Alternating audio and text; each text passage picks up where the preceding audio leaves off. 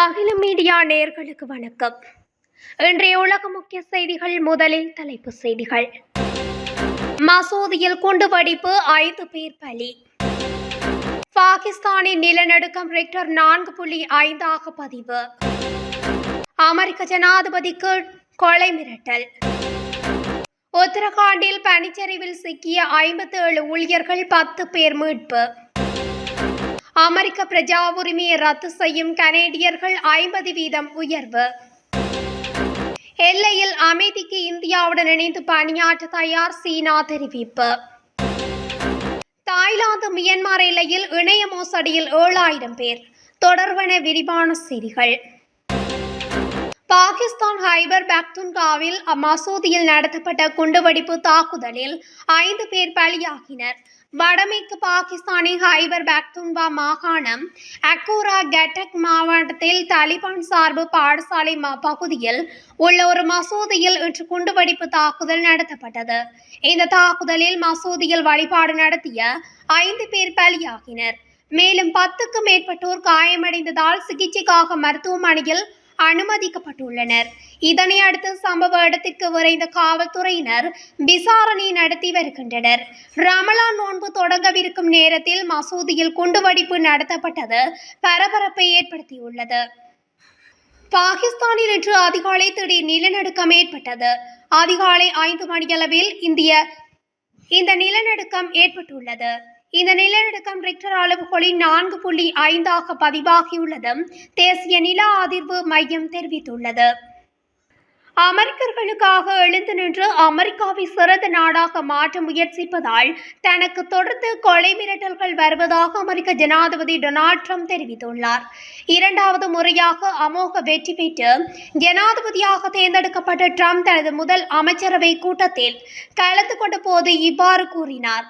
தனது 2வது பதவிக்காலத்தின் முதல் அமைச்சரவை கூட்டத்தில் பேசிய ட்ரம்ப் தனது முடிவுகள் மற்றும் நிர்வாக உத்தரவுகளால் பலரின் கோபத்தை எதிர்கொண்டதாகவும் அத்தகையவர்களிடமிருந்து தனக்கு கொலை மிரட்டல்கள் வந்துள்ளதாகவும் சுட்டிக்காட்டினார். கொலை மிரட்டல்கள் இருந்த போதிலும் அமெரிக்காவையும் அமெரிக்கர்களையும் முதன்மைப்படுத்தி அமெரிக்காவை சிறந்ததாக அவர் தொடங்கிய முடிவுகளுக்கு அனைத்து அமெரிக்கர்களும் தங்கள் ஆதரவை தெரிவித்துள்ளதாகவும் ட்ரம்ப் வலியுறுத்தினார். அமைச்சரவை கூட்டத்தில் தனது அமைச்சரவை உறுப்பினர்களிடம் உரையாற்றிய ட்ரம்ப் உள்நாட்டு மற்றும் வெளியுறவு கொள்கை குறித்த தனது தொலைநோக்கு பார்வை மற்றும் நிலைப்பாட்டை விளக்கினார். ட்ரம்ப் விதித்துள்ள கட்டணங்கள் குறித்து அவருக்கும் அவரது அமைச்சரவை உறுப்பினர்களுக்கும் இடையே நீண்ட விவாதம் நடந்ததாகவும் தெரிவிக்கப்படுகிறது. உலகின் முதல் நிலை தொழிலதிபர் எலான் மஸ்கும் அமைச்சரவை கூட்டத்தில் கலந்து கொண்டார். மஸ்க் ட்ரம்பின் தலைமை ஆலோசகர் ஆவார். அமெரிக்காவில் பொது செலவினங்களை நிர்வகிக்கும் புதிய நிறுவனத்தின் தலைவராகவும் மஸ்க் உள்ளார். மற்ற அமைச்சரவை உறுப்பினர்களை ட்ரம்பை சுற்றி அமர்ந்திருந்த போது மஸ்க் ஒரு மூலையில் இருந்தார். ட்ரம்ப் மஸ்கிற்கு பேச வாய்ப்பளித்த போது அவர் அரசாங்கத்தின் வீண் செலவுகளை விளக்கியுள்ளார். இந்தோ திபெத் எல்லை அருகே உள்ள உத்தரகாண்டில் திடீரென பனிச்சரிவு ஏற்பட்டுள்ளது. இதில் 57 ஊழியர்கள் பனிச்சரிவில் சிக்கியுள்ளனர். பனிச்சரிவில் சிக்கியவர்களை மீட்கும் பணியில் பேரிடர் மீட்பு குழுவினர் ஈடுபடுத்தப்பட்டுள்ளனர். இதில் 10 பேர் மீட்கப்பட்டுள்ளதாகவும் இந்திய ஊடகங்கள் தெரிவிக்கின்றன. எஞ்சியவர்களை மீட்கும் பணி தீவிரப்படுத்தப்பட்டுள்ளதாக தெரிவிக்கப்படுகிறது. அமெரிக்காவிலிருந்து கனடாவில் குடிபெயர்ந்தவர்கள் தங்களது அமெரிக்க பிரஜா உரிமையை ரத்து செய்ய அதிக நாட்டம் காட்டுவதாக தெரிவிக்கப்படுகின்றது. குடியேற்ற சட்டத்தரணிகள் இது தொடர்பிலான விடயங்களை தெரிவித்துள்ளனர். கடந்த சில மாதங்களில் இதற்கான விண்ணப்பங்கள் 50% உயர்வாக கண்டுள்ளன. அமெரிக்க பிரஜா உரிமையை ரத்து செய்ய முயற்சி செய்யும் பலர் போல அமெரிக்காவின் தற்போதைய நிலைக்கு வெட்கப்படுவதாக தெரிவித்துள்ளனர். அமெரிக்காவில் வாழ்வது தொலைக்காட்சி நிகழ்ச்சிகளில் காட்டப்படுவது போல இல்லை என்றும் சிலர் தெரிவித்துள்ளனர். 2025 அமெரிக்க தேர்தலில் டொனால்ட் ட்ரம்ப் மீண்டும் வெற்றி பெற்று கனடா மீது வரிகள் விதிக்கப்படுவதாகவும் அறிவிக்கப்பட்டமை குறித்து அதிருப்தி வெளியிட்டுள்ளனர். எவ்வாறெனினும் அமெரிக்க குடியுரிமையை ரத்து செய்வது நீண்ட செயல்முறை என சட்டத்தரணிகள் சுட்டிக்காட்டியுள்ளனர்.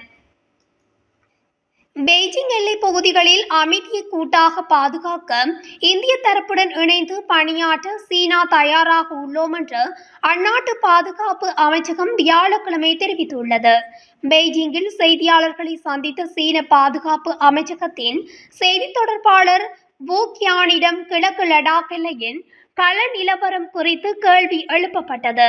அதற்கு அவர் அளித்த பதிலில், கிழக்கு லடாக் உள்ளிட்ட எல்லைப் பகுதிகள் தொடர்பான தீர்மானங்களை இரு நாட்டு இராணுவங்கள் பயனுள்ள முறையில் செயல்படுத்தி வருகின்றன. எல்லைப் பகுதிகளில் அமைதியை கூட்டாக பாதுகாக்க இந்திய தரப்புடன் இணைந்து பணியாற்ற நாங்கள் தயாராக உள்ளோம் என்றார். கிழக்கு லடாக் மோதலால் கடந்த சில ஆண்டுகளாகவே இந்தியா சீனா இருதரப்பு உறவு பாதிக்கப்பட்டிருந்தது. இந்த நிலையில் ரஷ்யாவில் கடந்த ஆண்டு அக்டோபரில் நடைபெற்ற பிரிக்ஸ் மாநாட்டுக்கு இடையே பிரதமர் நரேந்திர மோடி மற்றும் சீன அதிபர் ஜி ஜின்பிங் பேச்சுவார்த்தை நடத்தினார். தலைவர்களின் சந்திப்பை அடுத்து டெப்சாங், டெம்சாக் ஆகிய எல்லைப் பகுதிகளில் இரு நாட்டு படைகளும் விலக்கிக் கொள்ளப்பட்டது. பிரேசிலில் G20 உச்சி மாநாட்டுக்கிடையே சீனா, இந்தியா வெளியுறவு அமைச்சர்கள் சந்தித்து பேசினர். சீனாவில் நடைபெற்ற இந்திய சீனா சிறப்பு பிரதிநிதிகள் பேச்சுவார்த்தையிலும் தேசிய பாதுகாப்பு ஆலோசகர் அஜித் தோவால் பங்கேற்றார். இத்தகைய தொடர் பேச்சுவார்த்தைகளின் மூலம் இருதரப்பு உறவை சீர்படுத்தும் பணியில் இரு நாடுகளும் ஈடுபட்டுள்ளன. இது இரு நாட்டு உறவில் முக்கிய முன்னேற்றமாக கருதப்படுகிறது.